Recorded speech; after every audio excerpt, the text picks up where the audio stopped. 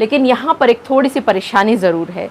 अगर आपने इस MOU में इस बात को क्लियरली लिख दिया होता कि इन दोनों में से, यानी पति या पत्नी दोनों में से जिसकी भी शादी पहले हो जाती है, तो बच्चे की कस्टडी दूसरे पक्ष को ऑटोमेटिक ट्रांसफ़र पहले पक्ष को करनी होगी।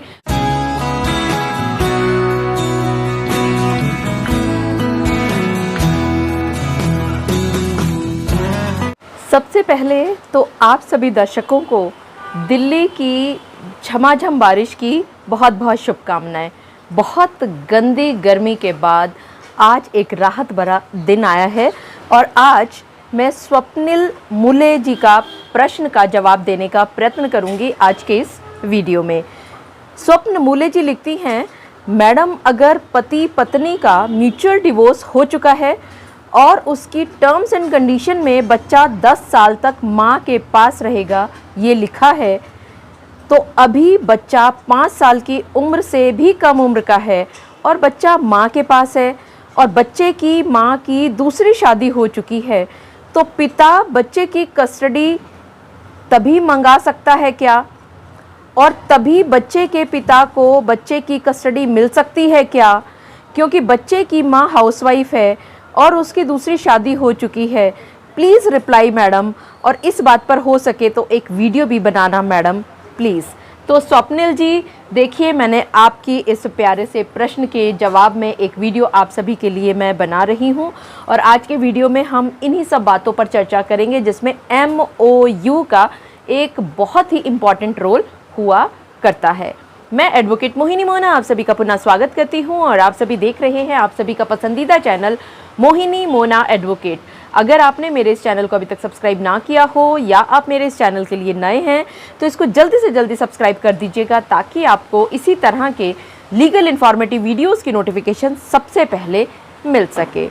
अब देखिए प्यारे फ्रेंड्स, जैसा मैंने आपको शुरुआत में बताया कि MOU यानी कि मेमोरेंडम ऑफ अंडरस्टैंडिंग, जिसका वर्णन मैंने अपने बहुत सारे वीडियोज़ में पहले भी किया है, उन सभी का लिंक मैं यहाँ पर आपके लिए ऊपर दे दूँगी आप सभी को। लेकिन ये बात जानना बहुत ज़रूरी है कि MOU एक तरह से आपके इस पूरे केस में रीढ़ की हड्डी हुआ करती है।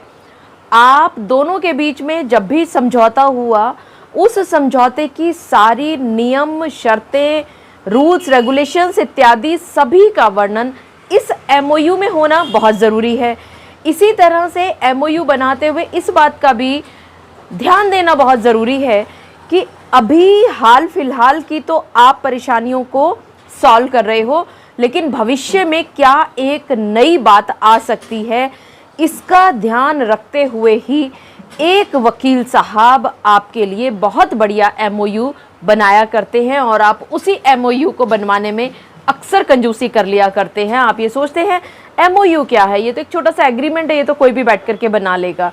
लेकिन आपको आज के सवाल के जवाब में पता चलेगा कि MOU का असल में असली फ़ायदा, असली मकसद होता क्या है। अब देखिए, आपने जैसा लिखा स्वप्निल जी कि आप पति और पत्नी का म्यूचुअल डिवोर्स हो चुका है और आपने जो टर्म्स एंड कंडीशंस उसमें लिखी थी तो उसमें आपने ये बहुत क्लियरली लिख दिया था कि बच्चा 10 साल तक माँ की कस्टडी में रहेगा और इसके बाद बच्चा पिता की कस्टडी में आ जाएगा। अभी बच्चे की उम्र 5 साल भी नहीं हुई है कि इस बीच में बच्चे की माताजी ने दूसरी शादी कर ली है, बच्चा उन्हीं के पास है। तो अब एक नया सवाल खड़ा हो जाता है कि क्या बच्चे का पापा कस्टडी मांग सकता है क्या? बिल्कुल मांग सकता है। चलिए, आपने ये सवाल मुझसे पूछा था कि क्या बच्चे का पापा बच्चे की कस्टडी तभी मांग सकता है क्या, यानी शायद आपके पूछने का ये मतलब है कि क्या बच्चा जब 10 साल का हो जाएगा और जैसा कि टर्म्स एंड कंडीशंस में लिखा हुआ है तो बच्चे की कस्टडी को तभी मांगा जा सकता है क्या? नहीं, आपको बच्चे की कस्टडी के लिए आगे 5 साल की इंतज़ार की ज़रूरत नहीं है, लेकिन यहाँ पर एक थोड़ी सी परेशानी ज़रूर है। अगर आपने इस MOU में इस बात को क्लियरली लिख दिया होता कि इन दोनों में से, यानी पति या पत्नी दोनों में से जिसकी भी शादी पहले हो जाती है, तो बच्चे की कस्टडी दूसरे पक्ष को ऑटोमेटिक ट्रांसफ़र पहले पक्ष को करनी होगी अगर उसने शादी कर ली है। ये कमी रही है आपकी टर्म्स एंड कंडीशंस में, और मुझे लगता है MOU आपने सेपरेट नहीं बनवाया। आपने अगर अलग से सेपरेट बनवाया होता, MOU में दिमाग लगवाया होता वकील साहब का, तो आज ये परेशानी आपके सामने नहीं आती। क्योंकि आपको उस समय पर करना क्या था, सिर्फ इस MOU को दिखाना था, आप अपने म्यूचुअल डिवोर्स की डिक्री को दिखाना था और सिर्फ एक एग्जीक्यूशन फाइल करना था और बहुत इजीली आपको कस्टडी मिल जाती। लेकिन अब यहाँ पर आप बच्चे की कस्टडी मांग सकते हैं, क्योंकि बच्चे की माताजी ने 5 साल का हुआ भी नहीं था बच्चा की शादी कर ली है।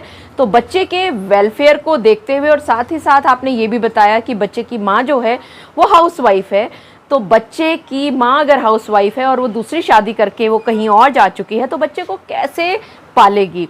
और कोई दूसरा व्यक्ति, दूसरा पति, या यूं कहूँ कि उस जो बच्चे के मम्मी का जो दूसरा हस्बैंड है, वो कभी भी उस बच्चे को उतना प्यार या उतना दुलार या उसके वेलफेयर के बारे में इतना नहीं सोचेगा जितना कि उसका बायोलॉजिकल फादर उस बच्चे के वेलफेयर के बारे में सोचेगा।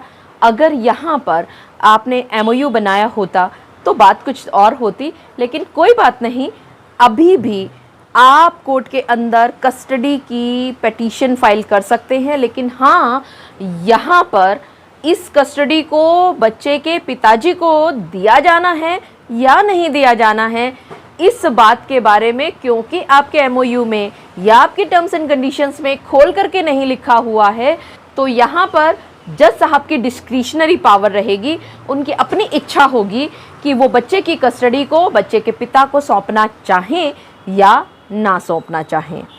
तो देखा आप सभी ने कि MOU यानी मेमोरेंडम ऑफ अंडरस्टैंडिंग सुनने में बहुत छोटा लगता है, बहुत आसान सा शब्द लगता है, लेकिन असल में इसका फ़ायदा कितना ज़्यादा हुआ करता है।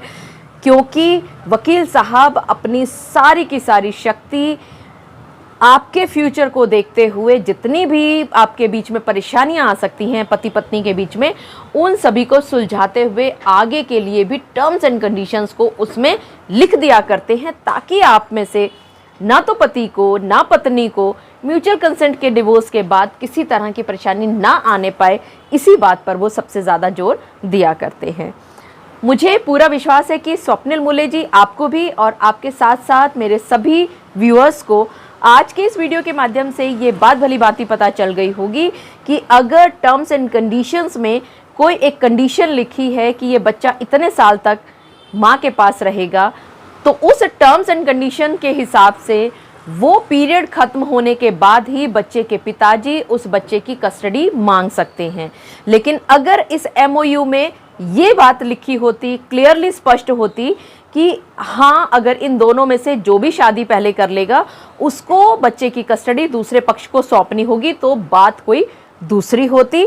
लेकिन यहाँ पर आप फिर भी कोर्ट के अंदर कस्टडी का केस फाइल कर सकते हैं और वहाँ पर आप इस कंडीशन को बता सकते हैं कि बच्चे की माँ हाउसवाइफ है, बच्चे की माँ ने दूसरी शादी कर ली है, तो अब बच्चे का वेलफेयर उस बच्चे की माँ के साथ रहने में बिल्कुल भी नहीं है, बल्कि अब बच्चे का वेलफेयर बच्चे के पिताजी के साथ रहने में है।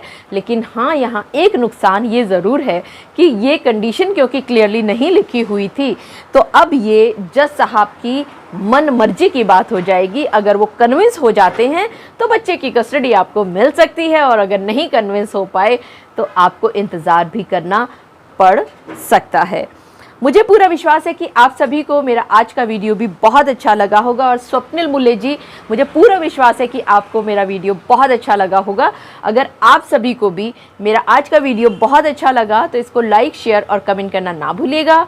और हाँ, अगर आप मेरे इस चैनल के लिए नए हैं तो इसको जल्दी से जल्दी सब्सक्राइब कर दीजिएगा, ताकि आपको इसी तरह की लीगल इन्फॉर्मेटिव वीडियोस की नोटिफिकेशन सबसे पहले मिल सके। अपना और अपने परिवार का बहुत अच्छी तरह से ध्यान रखिएगा।